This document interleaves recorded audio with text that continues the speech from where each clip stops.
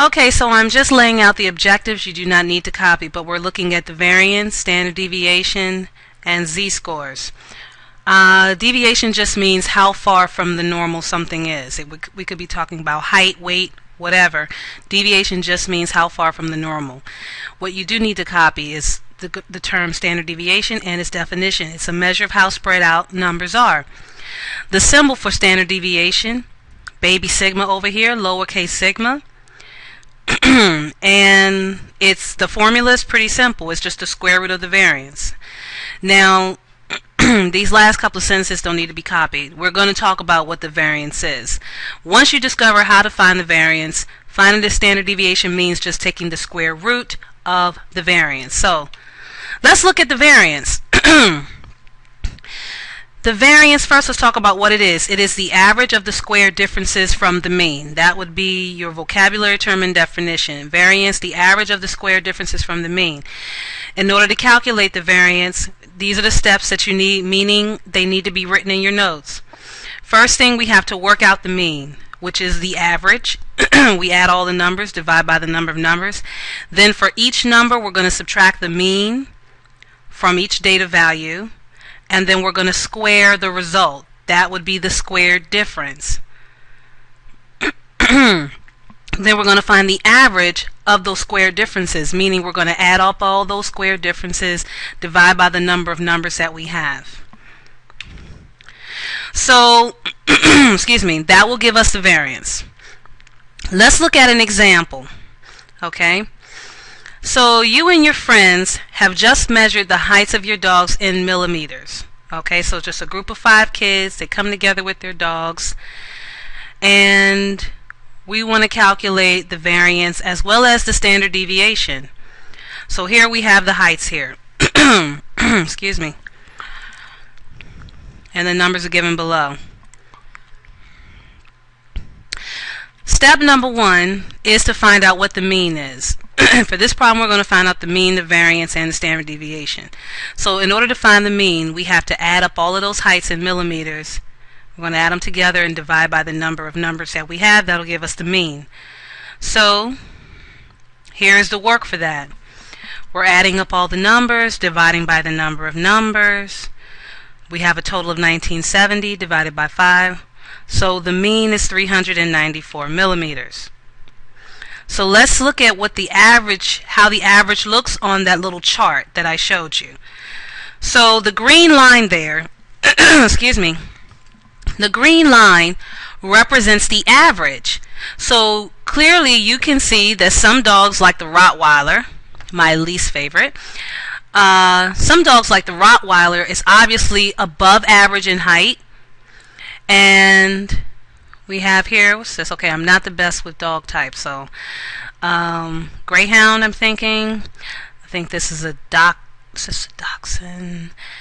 Anyways, so we have a few dogs that are above what's considered average, and average is relative, meaning it's all based on your particular situation. So for these set of dogs, the Rottweiler is above average, and so forth. But for another set, maybe for taller dogs, the Rottweiler could be considered either average or even below average if a dog was taller than the Rottweiler. So average is relative. It's all based on your set of data. So for this set, we have some dogs that are above average and some that are below average. Excuse me. So now we calculate each dog's difference from the mean. This goes to our next step. In order to do that, we're going to subtract each one of their heights. Excuse me, we're going to subtract the mean from each one of their heights. So first I'm just showing you the differences here. Here are all the differences. We're doing the data value subtracting the mean. So it was the Rottweiler's height minus the mean gave us this. Greyhound's height minus the mean gives us this. Dachshund's height minus the mean gives us this, and so on. So we're going to take the difference, we're going to square each difference, and then average the result. So I'm squaring each difference. That's what you see that what's happening here. We're going to square each difference.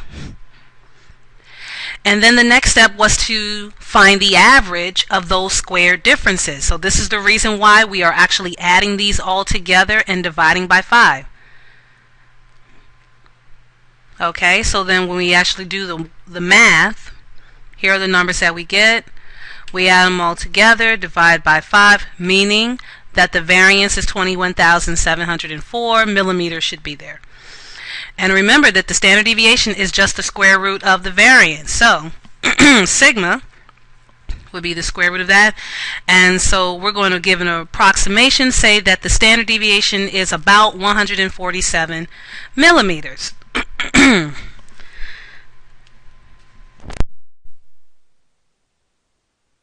Okay, so let's look at the standard deviation as well as the average. Everything is on this chart. So okay, standard deviation can tell us what is considered quote unquote normal. Again, normal is a term. Sometimes you'll see people use air quotes where they put their little fingers, they curl their little fingers and such.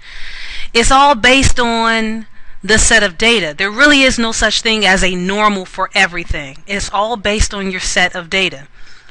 So if a dog's height is within one standard deviation of the mean, that dog is said to be of normal height. If a dog is more than one standard deviation away from the mean, then we start to use words like tall or short, because they're more than one standard deviation from the mean. The standard deviation was 147 millimeters. So here's the distance. We have one standard deviation below, one standard deviation above. The Rottweiler is clearly more than one standard deviation above the mean, meaning we could call him tall, but only for this particular set of dogs. Okay, if you put a Rottweiler next to maybe like a Great Dane, he may not be considered tall anymore. But for this set, the Rottweiler is tall because he's more than one standard deviation above the mean. The mean is the green line. Excuse me. The Dachshund, I think I'm right that that's what this dog is here. This Dachshund, we may actually use the word short for him because he is more than one standard deviation below the mean. Okay, remember in this case we're going to say one standard deviation means you're about average, you're about normal, you're about standard. All of those should be in air quotes because it's relative. And then when you look at these 3 dogs here, now this could be maybe I'm thinking a French Bulldog. That's what I'm thinking. I forget what this would be called. Maybe a Schnauzer, maybe? I'm not sure.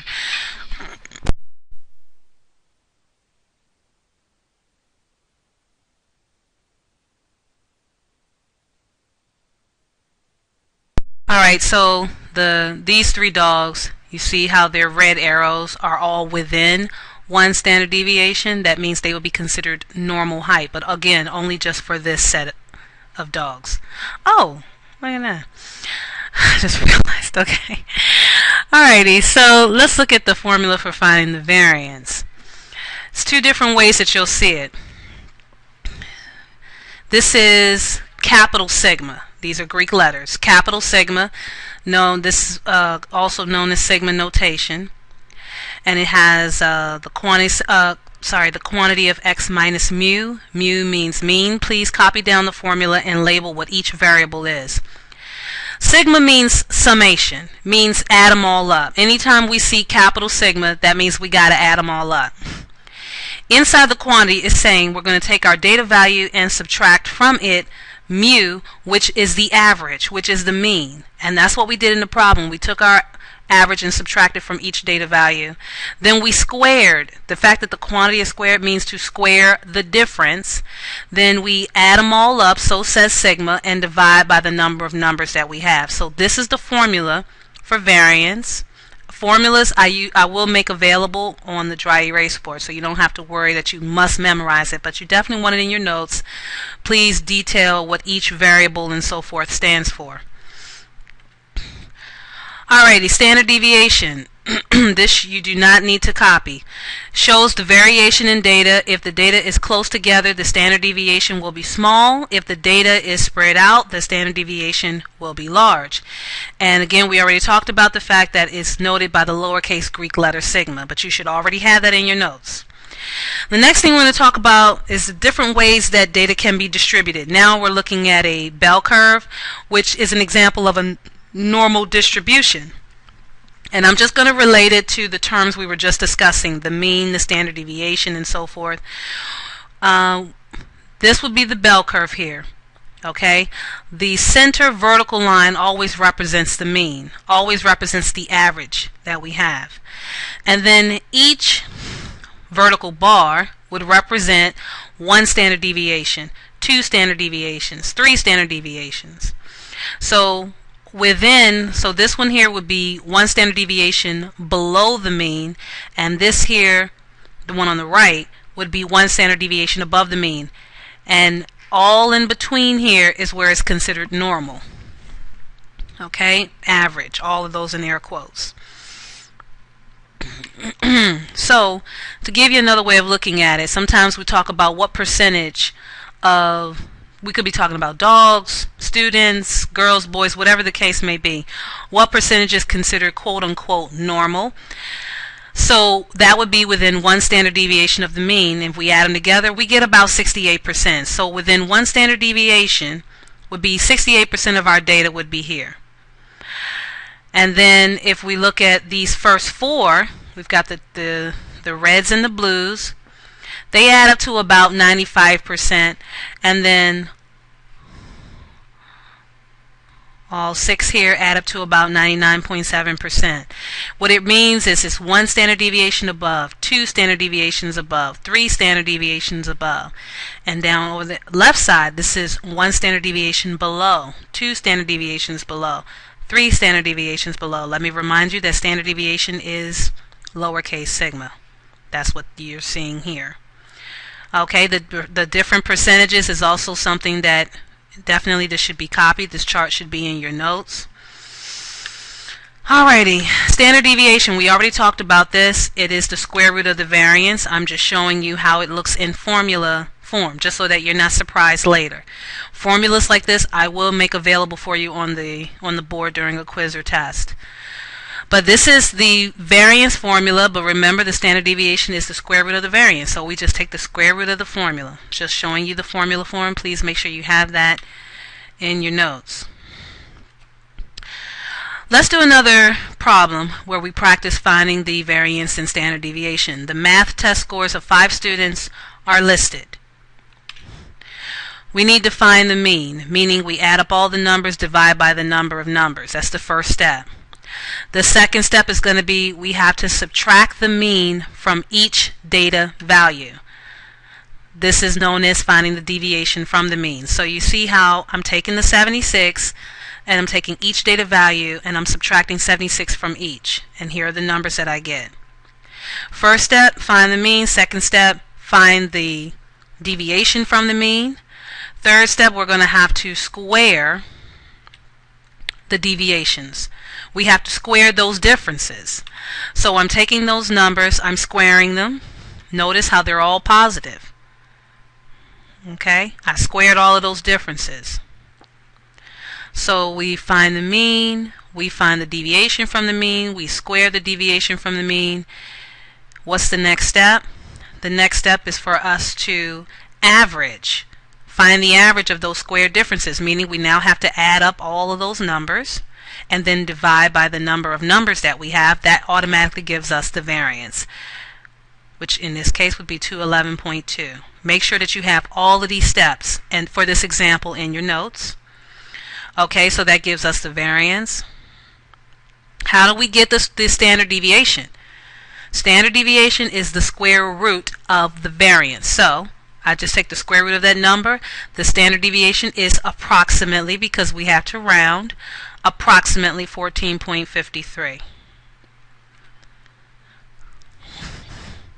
So if the standard deviation of the test scores is about 14.53, what that means is that any student who is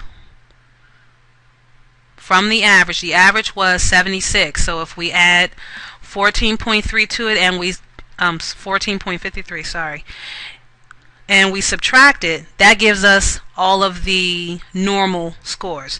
So the average was 76. If we add 14, that's going to be about 90.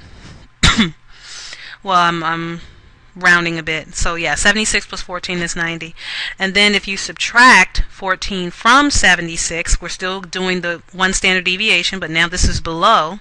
If we subtract, that means 62. So from 62 to 90 would be considered an average score, a normal score, just for this set of data.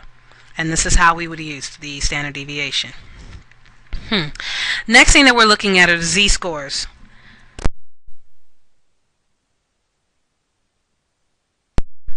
Okay, z-score reflects how many standard deviations above or below the mean a raw score is. What I want you to copy is that the z-score is positive if the data value lies above the mean and negative if the data value lies below the mean. Here's the formula for z-score. So we just have the letter z here. X represents the data value. Mu, Greek letter, a lowercase Greek letter, means the average, the mean, and then baby sigma, lowercase sigma, represents the standard deviation.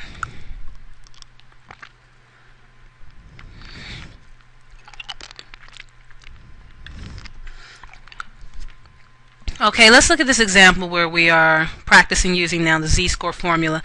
Suppose SAT scores among college students are normally distributed. Normally distributed, that's the key word for a normal bell curve. Normally distributed with a mean of 500 and a standard deviation of 100. If a student scores a 700, what would be their z-score? So let's start off with the formula there. Have everything for the formula. Remember, z equals the data value minus the average, all divided by the standard deviation. So they tell us that the mean is 500. We're talking about one particular student who's 700, so that would be the data value. So 700 minus 500.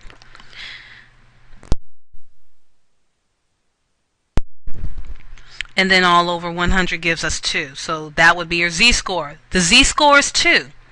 Remember what I said in the previous slide, that a positive z-score would indicate above average, a negative z-score would be below average. So we could assume that this student is quite above average, that she did really good with respect to the students that she's being compared to. And a 2 means that she's 2 standard deviations above the mean, meaning she's above average, above the average that they had. Okay, let's look at this one here. What will be the miles per gallon for a Toyota Camry, my first car? What will be the miles per gallon for a Toyota Camry when the average miles per gallon is 23? It has a z value of 1.5 and a standard deviation of 2. So now we're kind of working backwards. I give you the z-score, I give you the standard deviation, I give you the average. What have I not given you? I did not give you the data value. I didn't give you x. That means we got to use a little algebra here to solve for x.